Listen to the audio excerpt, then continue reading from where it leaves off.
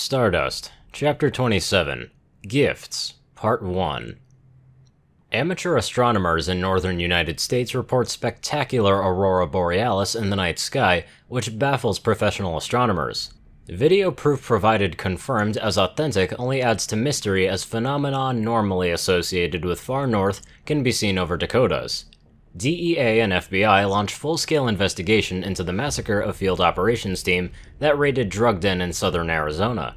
Sources close to investigate had little information to give, but all were able to confirm that the agents' bodies showed no signs of bullet wounds but high heat burns.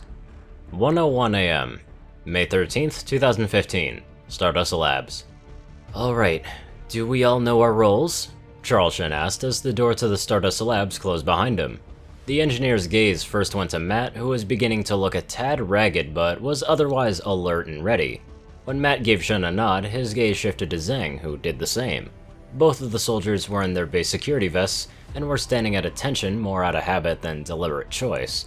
The last person in the room was Frank McKendrick, who was looking far too chipper for the late hour. We'll be walking to one of the new Foundry projects, yes? I also understand that you are going to take the opportunity to talk with Twilight, and I assume you want me here to observe as we travel? Correct.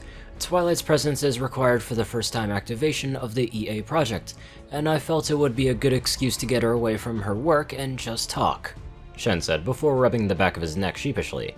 She puts in long hours than me or my men, and I think she could use a nice walk to hopefully relax away from her work. Well, that's understandable. I expect when she finds sufficient motivation, she wouldn't let a little thing like fatigue or breaks interrupt her work. Oh, and Moira told me about Twilight's work binge last month. Frank caught Shen's wince and gave a shrug and a smile when scratching his beard. From what I understand, she's exercising a little bit of moderation now, but your point still stands.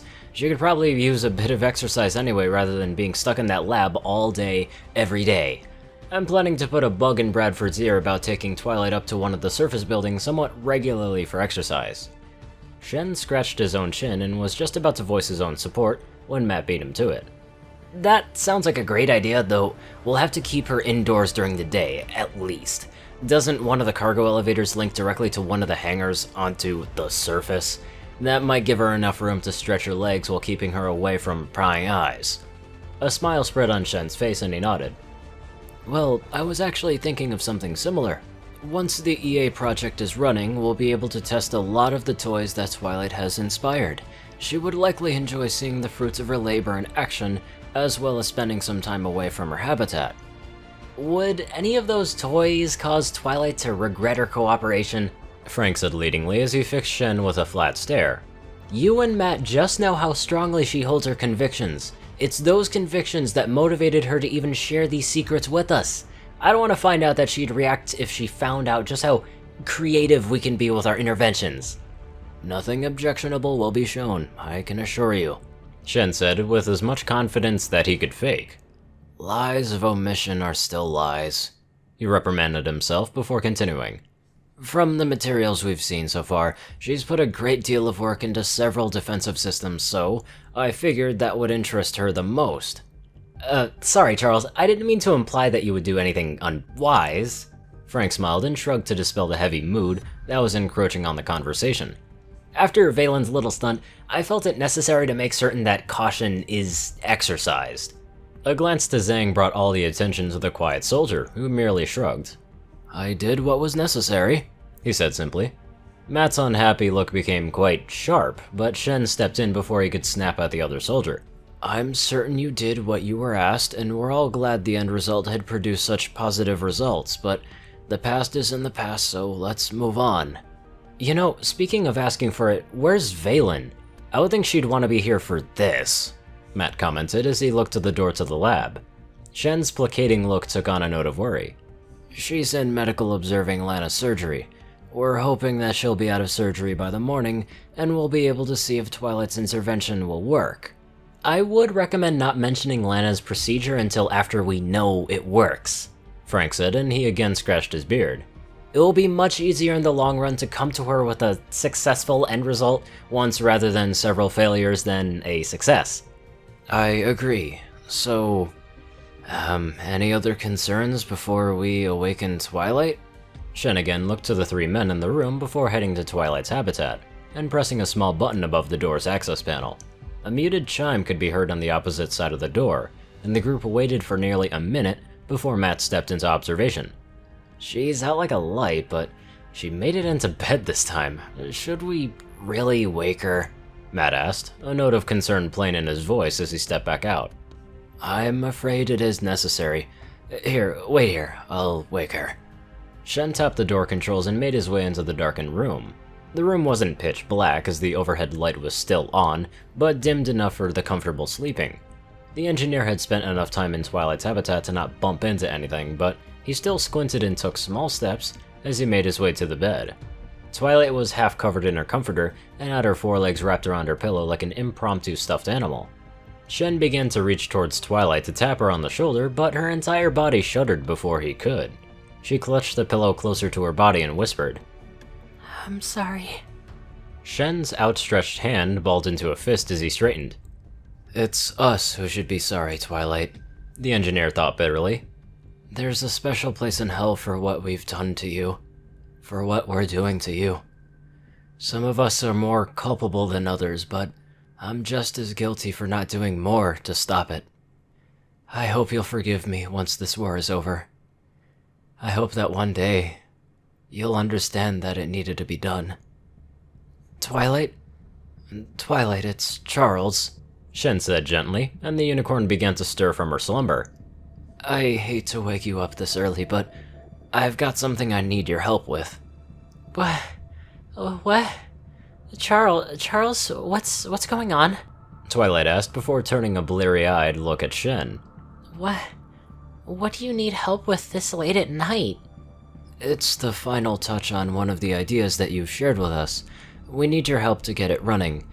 Do you think you can help us out with that?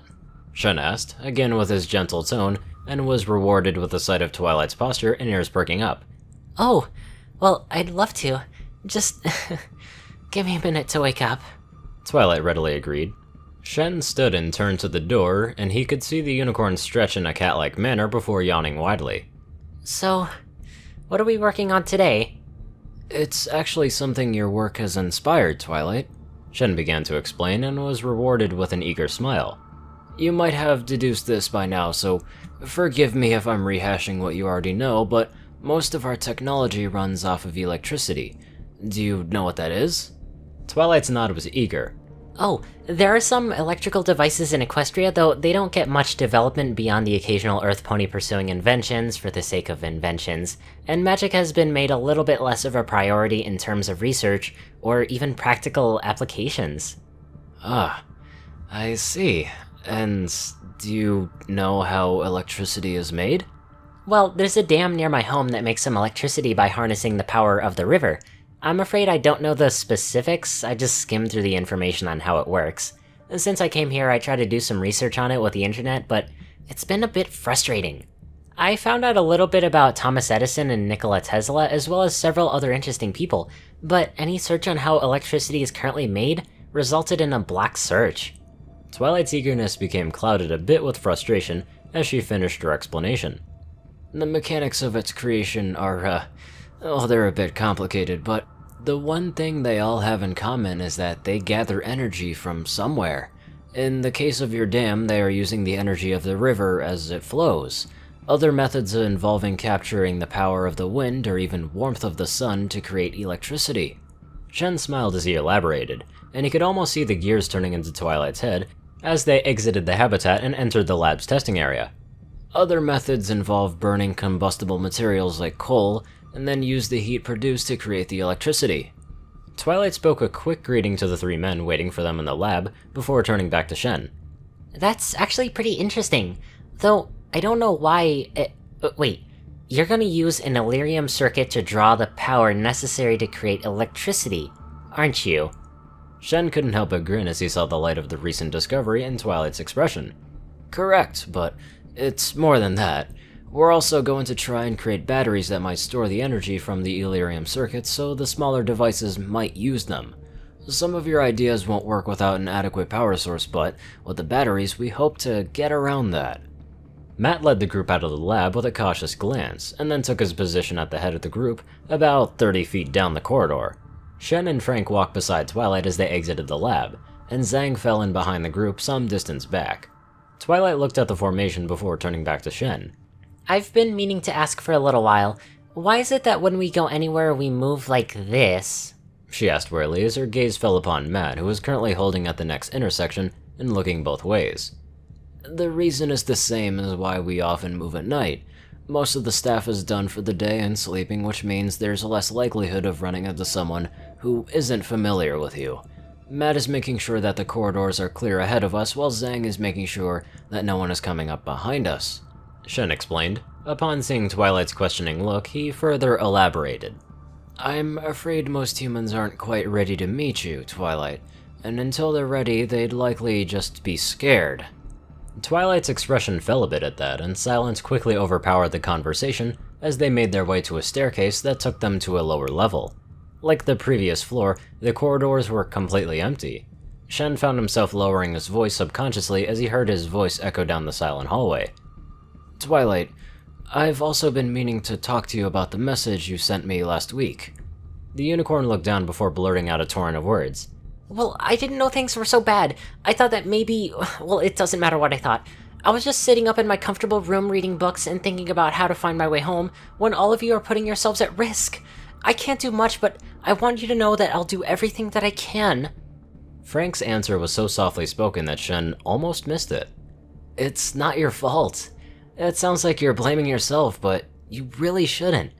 Well, if I don't, then who will?